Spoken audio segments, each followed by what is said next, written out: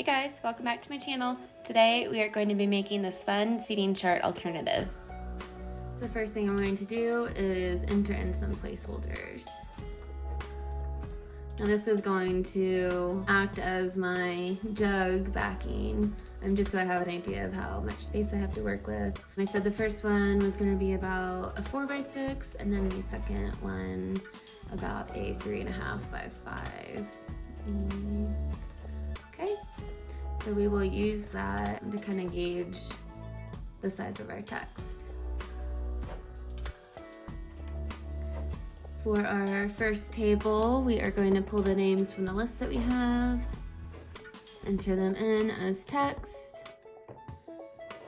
Now I am using Kyden, which is regularly looks like this. But since I am using this on smaller pieces, like we're putting 8 names in a 4x6 piece. If it was just like this, it would be so small. Like once I size this down, I'll show you. Your Cricut is not going to cut that right. So what I like to do is make it bold, so I know it's definitely going to cut. It's easier to read, it's easier for me to work with, and it's just easier for everyone. So I've got that in there, and now what I'm going to do for the next table number is just duplicate that. Oh, I ended up dragging the first one, but that's okay. Coming back over to my list, grabbing the next table number, and then selecting all those names, and then just pasting in the new ones. Now since this is going on table 3, which is going to be on that 1/2 gallon, I'm going to size that down into this placeholder.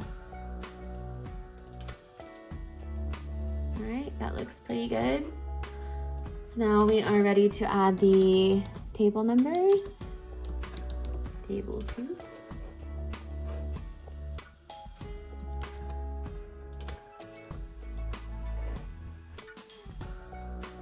Now this is bold too, but this is a thicker text that's gonna cut perfectly fine.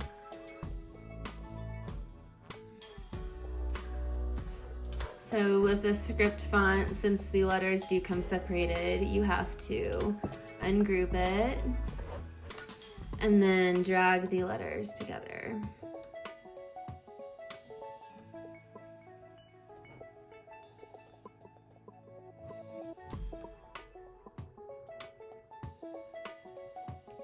Okay, that looks good. I'm just gonna select those letters and then weld them together. So this is just going to attach all the letters together. They will be cutting as one smooth word instead of this T coming up into the A and cutting into that, and then the same thing with here. So it's just smooth, uniform, one cut all the way around. So, and then we need to do the same with the 2. Weld those, and then that's almost ready. But since I'm doing multiple table numbers for this, I'm just going to duplicate that for the next table, and then enter in some new text for 3, which I'm going to do a capital. The capitals are a tad bit different than the lowercase on here. And so I'm just going to ungroup that again, drag the letters together,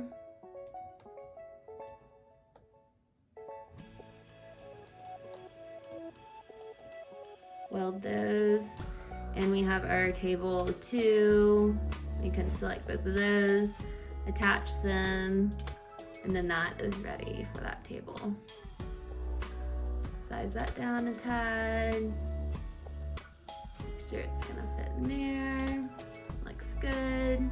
Just gonna pull that placeholder box out of the way, select these and align, and center these horizontally. Okay, now that we have those aligned, we can attach those together. So now this is going to cut as one decal, and then this decal is ready to go. Now we just need to get this one. Now I'm going to pull those together, attach, drag them up here, make them smaller to fit inside the box. Maybe I'll drag this up a teensy bit. And then same thing, align horizontally. Perfect. Oh, and then I just want to attach those so that will cut together.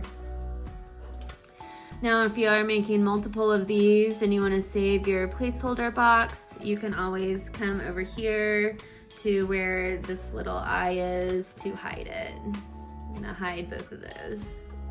So now these are ready to be cut.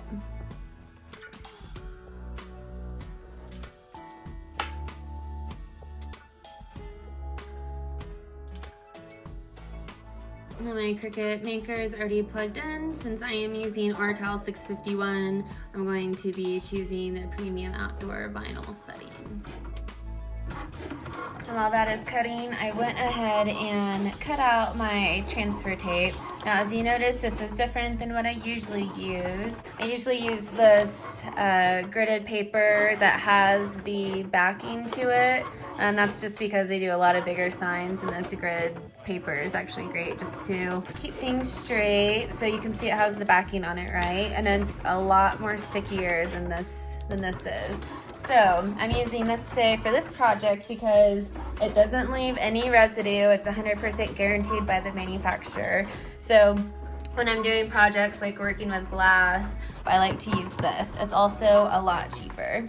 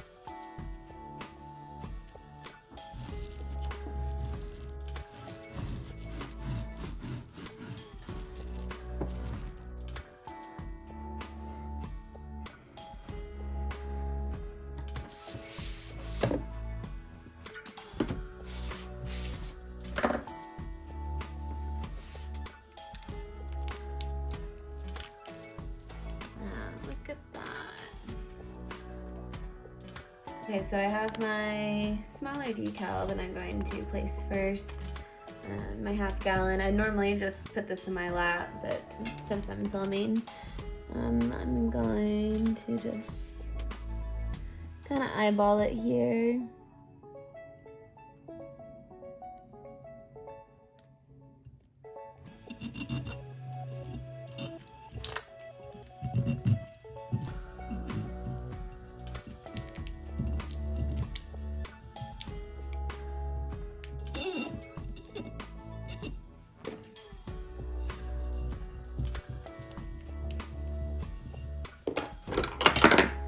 Maybe I'll trim the top here so that lays a little easier.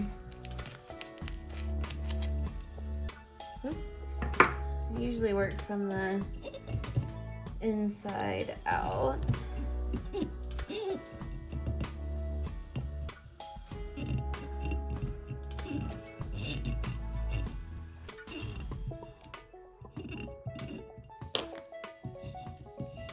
This tool I love. It actually came with the grid paper.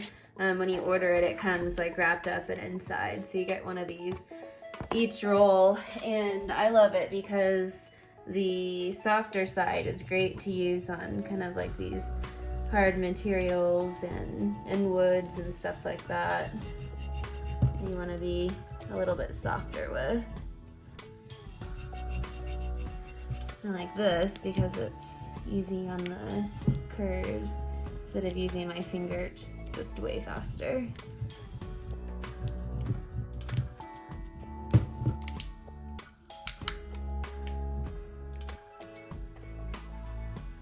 And some of these, since there's so many letters, I might not have gone over every single one of them perfectly.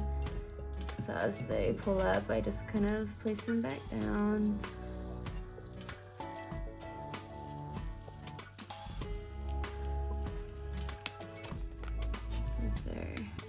So those are all coming out really great. It's kind of just these ones that are here in the curve that have a little bit harder time. Oops. A little fast there, but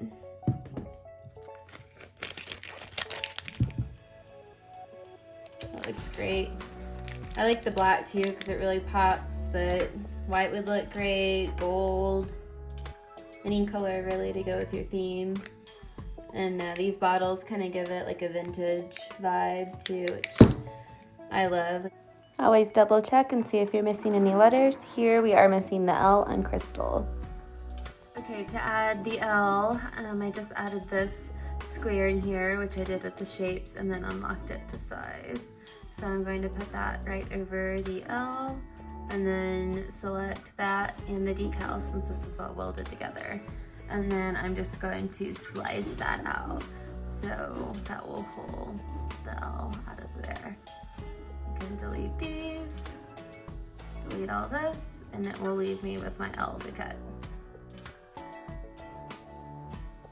Thank you so much for watching. I really hope you enjoyed it. If you did, please give this a thumbs up and make sure to hit subscribe if you want to see more DIY wedding related videos.